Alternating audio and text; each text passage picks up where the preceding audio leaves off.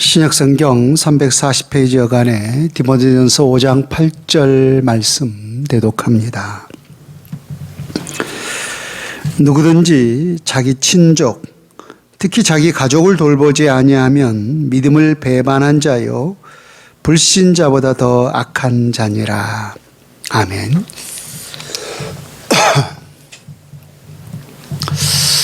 여러분, 우리 인간의 대화법 중에 역설적 표현이라고 하는 게 있습니다. 이 역설법이라고 하는 것은 겉으로 보기에는 앞뒤 정황이 맞지 않아요. 또 분명히 논리적 사고를 생각해 보아도 맞지 않는 것 같지만은, 그러나 그 상황을 곰곰이 생각해 보면은 그 속에 참된 진실이 담겨져 있고 또 그 속에 참된 진리가 담겨져 있음을 바라볼 때 우리는 그러한 상황을 일컬어서 소위 역설이다, 영어로 혹은 패러독스다라고 한 말을 사용합니다. 이것은 대화법 중에 하나인데, 이것을 누가 즐겨 사용하셨느냐면은 성경을 보면 바로 우리 예수님께서 이 역설적 표현을 굉장히 자주 사용하셨던 것을 보게 됩니다. 그 가운데 제가 몇 가지 예를 들어보는데요.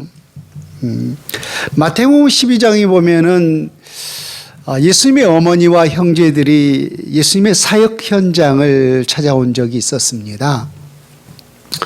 예수님을 찾아온 이유가 있었죠.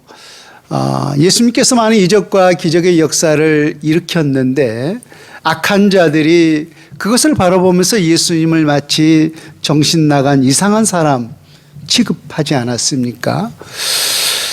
그래서 우리 아들이 또 우리 형제가 정상적인 삶을 살고 있는지 그것이 궁금해서 예수님의 어머니와 형제들이 예수님을 찾아왔어요. 그래서 제자 중에 한 사람이 예수님, 당신의 어머니와 형제들이 당신께 말하기 위하여서 지금 밖에 와 있습니다 라고 했더니 그 제자를 향해서 우리 예수님께서 하신 말씀이 누가 내 어머니고 누가 내 형제들이냐, 그러면서 사랑하는 제자들을 손으로 가리키면서 누구든지 내 아버지의 뜻대로 행하는 자라야 내 형제요 내 자매요 내 어머니라라고 말씀하셨어요. 여러분 보세요. 분명히 성경에서는 내 부모를 공경하라 라고 말씀하셨어요. 이것은 우리가 잘 알고 있는 10계명 중에 제1 첫 계명 아닙니까? 사람과의 관계 속에서. 그런데도 부모님을 향해서, 예수님의 친육신의 어머니를 향해서 누가 내 어머니냐 라고 하는 그 맛을 보았을 때 우리가 좀 의아해할 수 있는 부분이에요. 그런가 하면 마태복음 10장에 보면은 예수님께서 이 땅에 오신 이유에 대해서 이렇게 말씀하셨어요.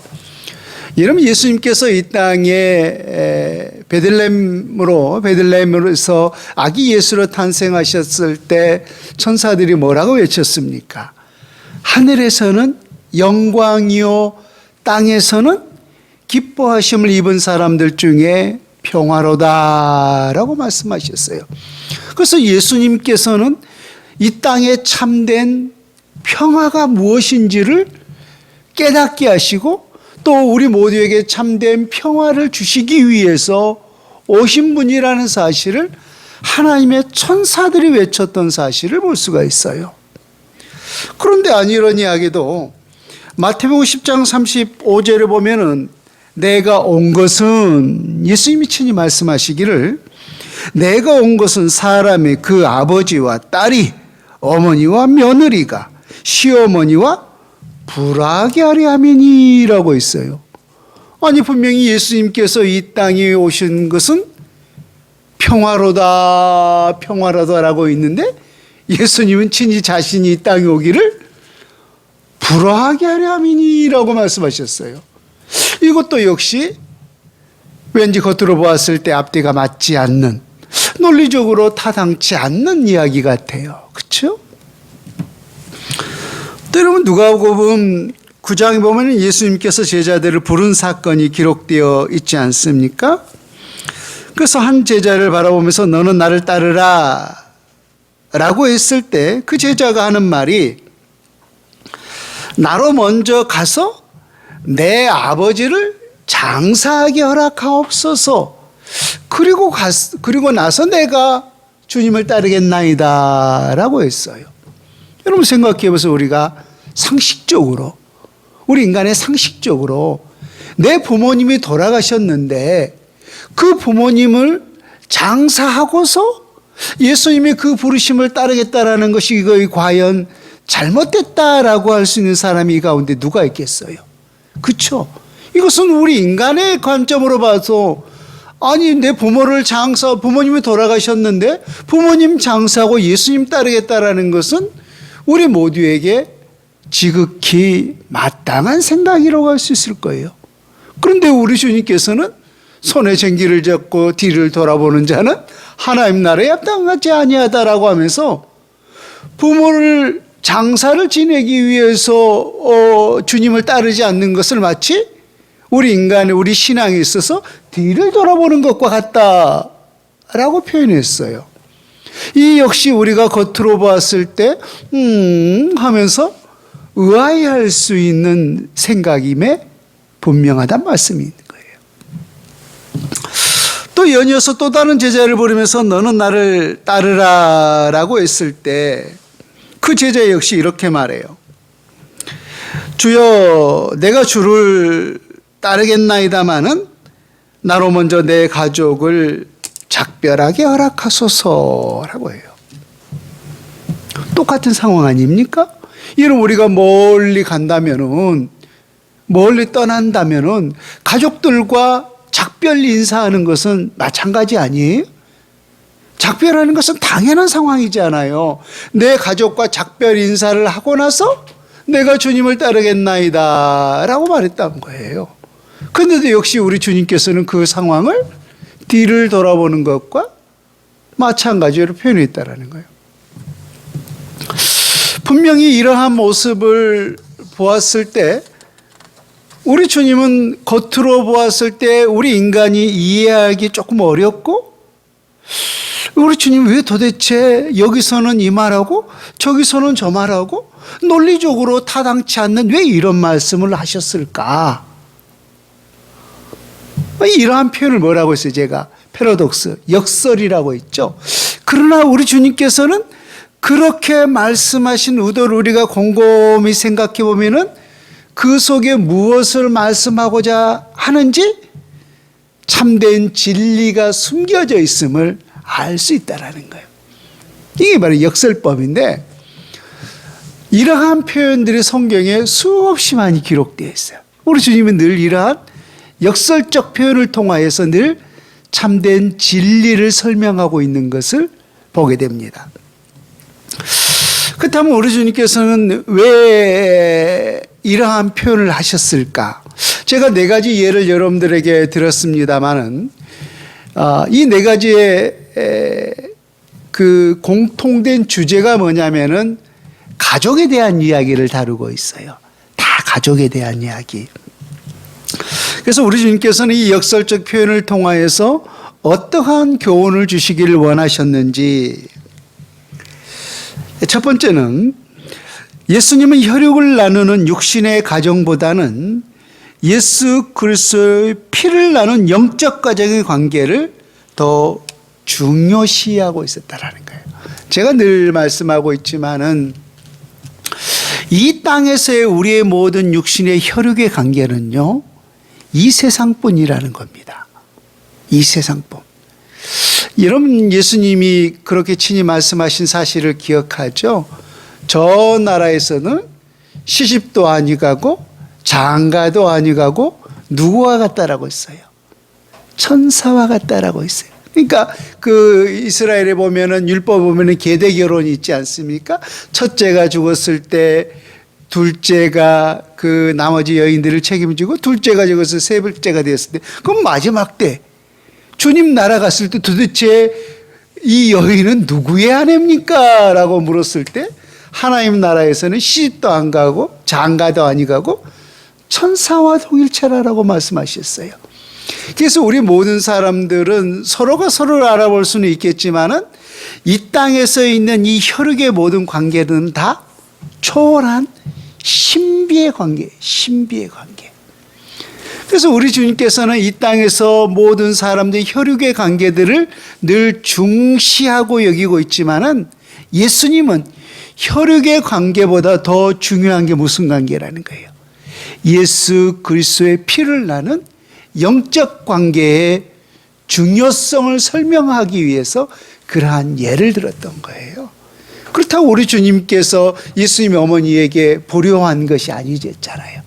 예수님이 마지막 십자가에 돌아가셨을 때 예수님의 어머니 부탁했어요, 안 했어요? 제자들에게. 내 어머니라라고 말씀했잖아요. 그 십자가에서 못 박혀 울고 있는 마리아 그 어머니를 향해서 제자들을 부탁하면서 내 어머니라라고 하면서 그 어머니를 돌볼 것을 친히 명하셨던 것을 보게 돼요. 예수님 결코 불효하지 않으셨어요. 그러나 우리 주님께서 누가 내 어머니고 누가 내 동생이고 누가 내 형제냐라고 하는 것은 무엇이 더 중요한 관계인가를 역설적으로 설명하기 위해서였던 거지, 결코 그 누가 내 어머니냐라고 하는 것은 어머니를 모른 척했던 그 표현이 아니라고 하는 거예요.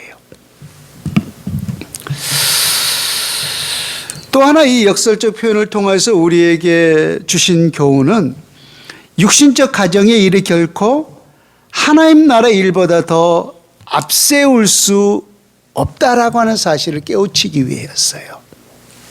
보세요. 아까 어느 한 제자가 너는 나를 따르라 라고 했을 때 내 부모를 장사하고 나서 내가 주님을 따르겠나이다 라고 했을 때 우리 주님이 하시는 말씀이 뭐였어요? 죽은 자들은 죽은 자들로 장사하게 하고 너는 나를 따르라 라고 말씀하셨죠. 그런데 우리나라에 보면은 전통적인 유교 문화 혹은 불교 문화도 그렇지만은 이 장사를 굉장히 마지막 보내는 그 장사를 굉장히 중요하게 여깁니다. 그렇죠? 그래서 우리가 천리 어디 미국에 있다가도 우리 부모님이 돌아가시거나 누가 돌아가시겠다면 모든 것을 다 팽개치고 그 이국 땅을 건너오지 않아요. 또 우리 모든 삶에 열심히 우리가 일을 하고 그런 삶을 살다가도 그 모든 것들을 다 중단하고 뭘 해요? 장사를 지내죠. 그리고 우리가 회사 생활하는 사람들은 그 장례를 지낼 수 있도록 정당하게 3일이고 5일이고 휴가도 주는 것을 볼 수 있잖아요. 그러니까 이 유교나 불교 또 우리 대한민국뿐만 아니라 유대 문화도 마찬가지였어요. 유대 문화도 그들의 사회 속에서 어떠한 것보다 가장 앞세우는 것이 뭐였냐면 바로 부모님의 장례였어요. 장례. 그러니까 부모님의 장례가 나면은 모든 것들을 다 올스톱하고 부모님의 그 장례를 치르는 그러한 유대 문화가 있었다라는 거예요. 그런데 우리 주님은 부모님을 장사하고 나서 내가 주님을 따르겠나이다 라고 했을 때 너는 죽은 자들은 죽은 자들로 장사하게 하고 너는 나를 따르라 라고 했단 말씀이에요. 앞뒤가 맞지 않는 그런 상황인 것 같지만은 이것을 통하여서 우리 주님께서 진심으로 우리에게 교훈하고자 하는 의미는 뭐라고요? 이 세상의 어떠한 일들도 우리 육신의 일보다는 하나님의 영의 일을 결코 앞세울 수 없다라고 하는 그 교훈을 깨우치기 위해서 그러한 역설로 표현했던 거죠. 역설로.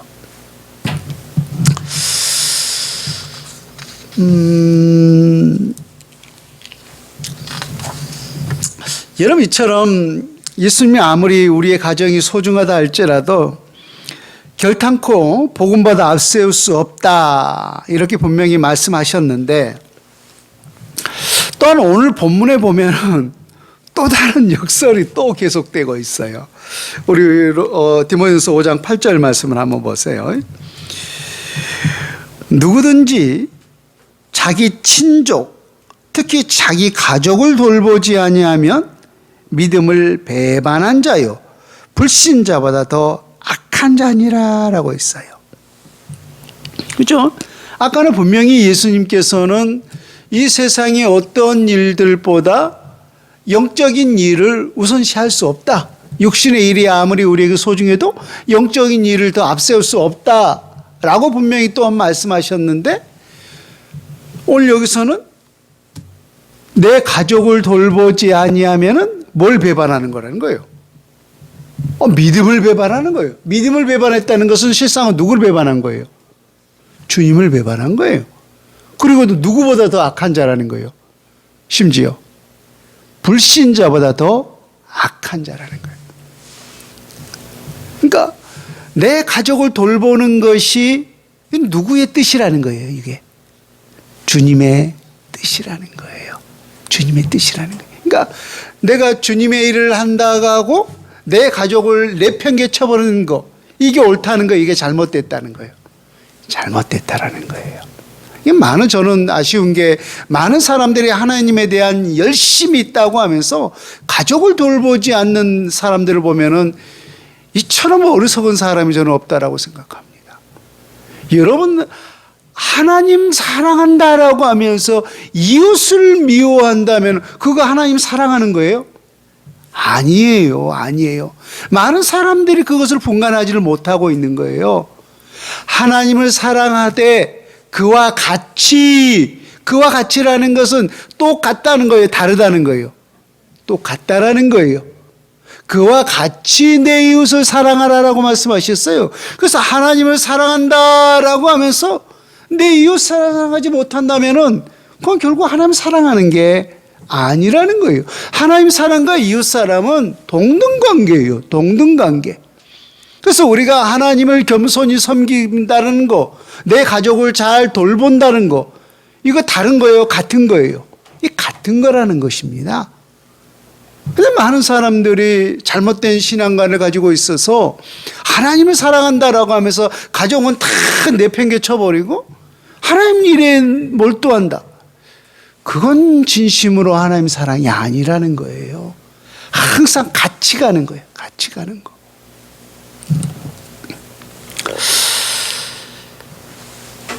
그래서 왜 우리 하나님께서는 가족을 돌보지 아니하는 자는 믿음을 배반한 자요 불신자보다 더 악한 자다, 그 말씀하신 근원적인 이유가 있는데요. 여러분, 교회의 근원은 항상 가정이라는 사실을 여러분 결코 잊으면 안 됩니다. 교회의 기초는 가정이에요. 여러분의 가정은 교회입니다. 아멘. 내 가정은 나의 교회예요. 이 교회, 이 기초들이 모여서 연합 공동체가 이루어지는 거예요. 여러분의 가정은 가정이 아니라 교회입니다. 이 교회는 함께 이 교회들이 연합되어서 모였기 때문에 연합된 교회라고 볼 수 있는 거예요. 그래서 교회의 기초는 가정입니다. 가정. 그래서 이 건강한 가정이 건강해야 뭐가 건강할 수 있는 거예요, 결국은? 연합된 교회가 건강할 수 있는 것입니다. 내 가정이 건강할 수 없는데 여러분 교회가 건강할 수는 없는 거예요. 그래서 우리 하나님께서는 늘 이처럼 내 가족을 돌보지 아니하는 자는 믿음을 배반한 자요, 가족을 돌보지 아니하는 자는 불신자보다 더 악한 자니라라고 말씀하셨던 겁니다. 또 하나의 그 성경을 보고 있는 중요한 의미가 있는데, 모든 이러한 신앙의 이 관계, 신앙의 출발점들을 보게 되면은 이 가정 공동체를 통하여서 하나님의 나라가 이루어지고 있는 사실을 보게 돼요. 가정 공동체를 통하여서. 여러분 창세기 6장에 나오는 노아의 사건을 잘 알 것입니다. 그 시대 모든 사람들이 다 타락하고 말았어요. 그래서 세상에 죄악이 가득함을 보시고 우리 하나님께서 물로써 세상을 다 쓸어버렸죠. 그러나 그 가운데서 우리 하나님께서는 그 노아의 홍수를 대비하기 위해서 노아에게 방주를 짓게 하셨습니다. 근데 그 시대 보면은 모든 사람들이 다 타락하고 말았지만은 오직 한 사람 은혜를 받은 사람이 있었는데 노아였어요. 노아. 그래서 성경에 보면은 노아는 하나님의 은혜를 받았더라라고 했어요. 그래서 그 은혜를 받은 노아를 통해서 우리 하나님께서 방주를 예비할 수 있도록 했는데 실상은 나중에 보게 되면은 그 은혜를 함께 누릴 수 있는 사람들이 누구였어요? 노아 혼자였습니까? 아니면 그의 가족이었습니까? 그렇죠. 노아와 그의 아내, 아들 셋, 며느리 셋, 자부 셋. 그래서 8 식구가 구원에 이르렀던 사실을 우리가 볼 수가 있습니다. 그래서 그 가정을 통하여서 그 한 사람을 통하여서 그 온 가족의 구원의 역사가 이르렀던 사실을 보게 되죠. 또 구약에 보면은 여러분 그 요셉도 잘 알 거예요. 요셉은 형제들로부터 미움을 받고 은 20냥에 팔리는 그런 신세가 되지 않았습니까? 그럼에도 불구하고 하나님이 그에게 주신 꿈이 있었어요. 꿈이. 그래서 나중에는 11단이 일어서서 자기에게 절을 하는 그런 꿈을 가지고 분명히 하나님이 자기를 세울 것이다 라고 하는 그런 그 꿈 때문에 어떤 유혹도 어떠한 미혹도 어떤 고난도 아픔도 서러움도 다 참아내면서 이겨냈죠. 나중에 결국은 창세기가 그 요셉의 꿈이 이루어지면서 끝나지 않습니까? 근데 그 요셉 한 사람 때문에 그 은혜는 누가 받은 거예요? 12아들이. 그렇죠? 12아들이. 실상 그 12아들이 나중에 보면은 전체 이스라엘 민족을 이루지 않습니까? 그러니까 요셉 한 사람을 통하여서 이스라엘의 그 민족의 역사가 구원에 이르는 놀라운 은혜를 받았던 것을 보게 됩니다.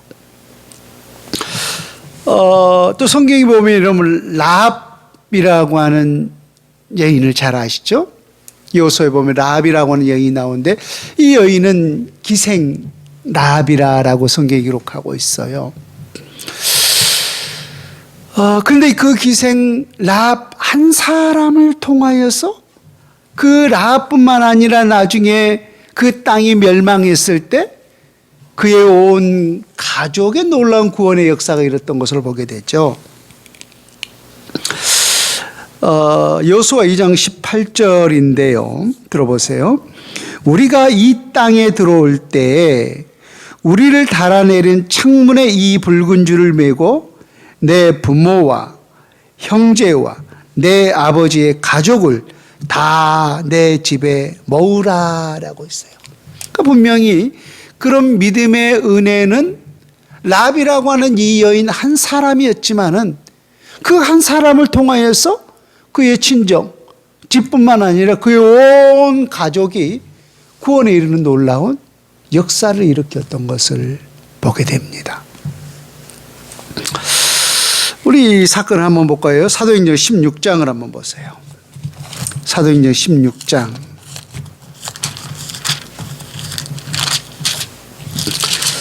사도행전 16장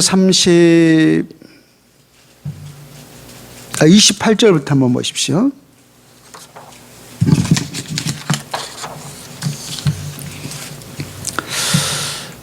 사도행전 16장 28절부터 보면은 바울이 크게 소리질러 이르되 내 몸을 상하지 말라 우리가 다 여기 있노라 하니 간수가 등불을 달라고 하며 뛰어들어가 무서워 떨며 바울과 실라 앞에 엎드리고 그들을 데리고 나가 이르되 선생들이여 내가 어떻게 해야 구원을 받으리까 하거늘 이르되 주 예수를 믿으라. 그리하면 너와 내 집이 구원을 받으리라 하고 주의 말씀을 그 사람과 그 집에 있는 모든 사람에게 전하더라. 그 밤 그 시각에 간수가 그들을 데려다가 그 맞은 자리를 씻어주고 자기와 그 온 가족이 다 세례를 받은 후 그들을 데리고 자기 집에 올라가서 음식을 차려주고 그와 온 집안이 하나님을 믿음으로 크게 기뻐하니라 라고 했어요. 그러니까 바울과 실라가 복음을 전하다가 지금 감옥에 갇힌 신세 아닙니까? 그래서 그때 하나님 앞에 기도했더니 그 착고가 풀려지고 그들이 그 감옥에서 나가게 됐어요. 근데 그 모습을 누가 나중에 본 거예요? 간수가.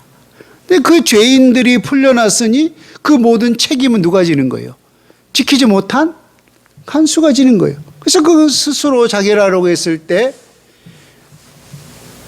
그 간수에게 누가 복음을 전합니까? 바울과 실라가 복음을 전하잖아요. 너와 내 집이 구원을 얻으리라. 어떤 분이 그랬대요. 네 집구석 내 집구석 구원 받는다고. 아주 은혜가 되더라고요. 하도 급하길래 그냥 예수 믿어 네 집구석 내 집구석 잘 되자고 있다라고 하는데 참 그래요. 뭐 네 집구석 내 집구석 우리 예수님 믿고 다 잘 됩시다. 여러분 보세요. 제가 여러 가지 성경에 나오는 예를 들었지만은 여러 사람이었습니까? 아니면은 다들 그 중에 한 사람이었습니까? 노아도 한 사람이었죠. 라합도 한 사람이었어요. 요셉도 한 사람이었어요. 간수도 한 사람이었어요. 그런데 다 한 사람을 통하여서 그와 그의 온 가족들이 다 구원을 이루었던 역사를 보게 된다는 거예요. 여러분 한 사람의 소중히 한 사람이 얼마나 소중합니까? 한 사람이 얼마나 소중합니까? 모든 복음은요. 모든 복음의 시작도 결국은 한 사람을 통하였어요. 유대 땅에 떨어진 별 하나 그 예수님 한 사람을 통하여서 12제자가 이르게 되었고 그 12제자를 통해서 또 다른 12제자를 낳게 되었고 그 복음이 오늘 이 시대에 우리에게까지 흘러오게 되었어요. 주님이 한 사람. 이에서 우리가 숫자적으로 보면 아무것도 아닌 것 같지만은 모든 역사는 반드시 한 사람을 통하여서 한 알의 씨앗이 떨어져 죽으면 살면 그대로 있지만은 죽으면은 그 죽은 열매를 통하여서 많은 열매를 거둔다라고 했습니다. 여러분 한 사람이 바로 여러분의 가정에 떨어진 그 씨앗이 되어서 우리 온 가정이 네 집구석 내 집구석 우리 온 가족들이 다 구원에 이를 수 있는 이 축복의 역사가 여러분의 가정 속에 임할 수 있기를 주 예수님의 이름으로 축원을 드립니다. 아울러 상가에 더 말씀을 드린다면은 여러분 우리 어린 세대들 우리가 때때로 어린 아이들이라고 하여서 이런 무시하는 경향이 있어요. 애들이기 때문에라고 하는 생각들이 있는데 예수님 당시에도 이런 마찬가지였어요. 예수님이 많은 역사와 기적의 역사를 일으켰을 때 아이들도 굉장히 궁금한 점이 많이 있지 않습니까? 그랬을 때 아이들이 왔지만은 그때 당시에는 애들은 말 그대로 사람 취급도 하지 않았어요. 그래서 애들은 저리 가 애들은 저리 가라고 하듯이 그곳에 있는 모든 사람들이 애들은 저리 가라 애들은 저리 가라고 했지만은 우리 예수님은 그 아이를 안으면서 아이들이 내게 오는 것을 금하지 말라라고 오히려 그 아이를 안고 축복해 줬던 것을 보게 됩니다. 여러분 아이들은 어른들이 늘 우리가 존경을 받고 싶듯이 아이들도 마찬가지입니다. 그래서 아이들을 너무 어리다고 함부로 대하지 마시고 아이들도 여러분 가능하면은 존대해 주시는 것이 좋습니다. 존대해 줘요. 그래서 여러분 아이들을 늘 존귀히 여겨줄 수 있기를 바라겠고요.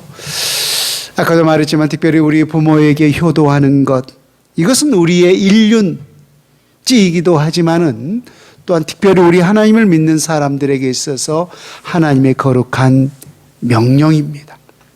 하나님의 거룩한 명령이에요. 내 부모의 마음을 아프게 하지 마시고 내게 할 수 있는 모든 것을 다하여서 늘 부모님에게 효를 다할 수 있는 저와 이름 될 수 있기를 바라겠습니다.